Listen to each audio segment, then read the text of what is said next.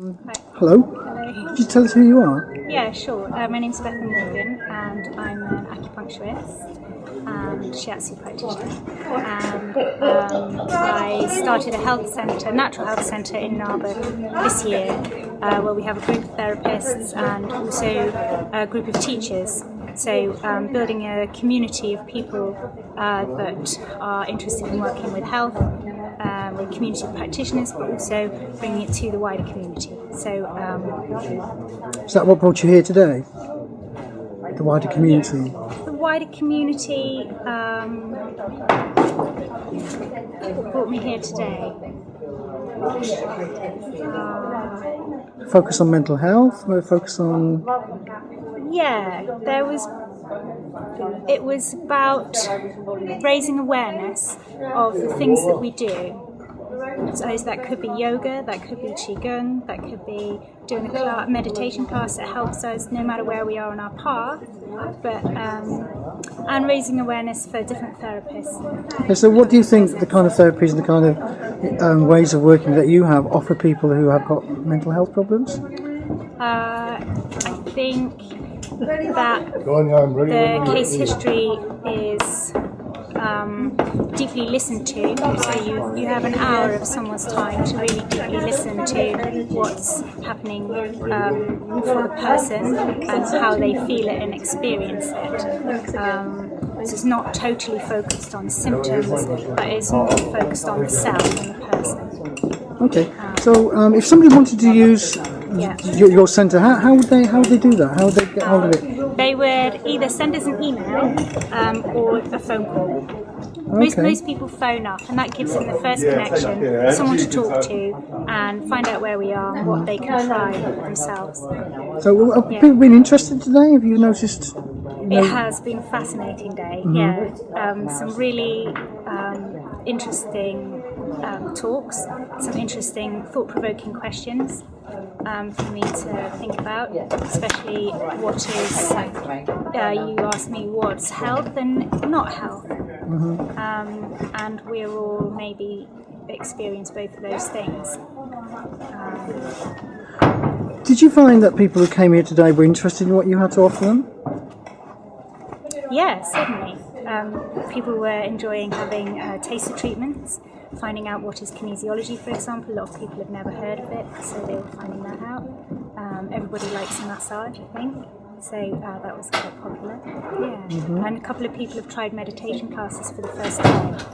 So it's people accessing it that don't normally access the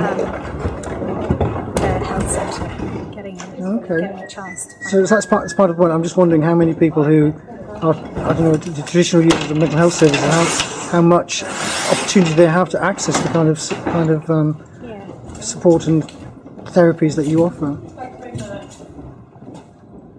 I'm making some assumptions here. I don't know if I'm right. I think one of the main problems for people is affording it. Actually. Okay. So I think that can be a great barrier for people. Knowing that acupuncture is really helpful in mental conditions, knowing that these things can help them, and taking that first brave step to try and get some help and work with someone. Okay, so if somebody, increasingly now in health services, mental health services, they're talking about people having their own budgets. So would it be possible somebody could actually refer themselves to you and use their personal budgets to? Yeah, and choosing their own practitioners, working with counsellors that they like and get on with, and working with not someone else. What did you make of the again, a little bit more about this hearing voices approach that was discussed today? That was part of the meeting. Yeah. What did you think of that? Do you think you could work with voice hearers in your? Yeah, absolutely. I think it showed what a diverse range of voice hearers there are, and people experiencing it in different ways. Through from it being helpful and guiding and a part of life. Some really important things came through, like people thinking it's real, to me it's real. People finding it addictive to the sensation of it, which can be. And those notes were quite resonant for me. I could understand what people are experiencing. And it being a part of someone, an important part of someone. So it's not necessarily an illness. So when you're really stressed out, that becomes worse. The voices become more difficult. But when you're actually in a good place, the interaction with them is different. And some helpful ideas on how to start interacting with them. That I think was probably the first time that conversation came through for me on how to. For me, is like asking them sometimes just to stop. Okay. Or to stop. You were using the example, please stop for 5 minutes.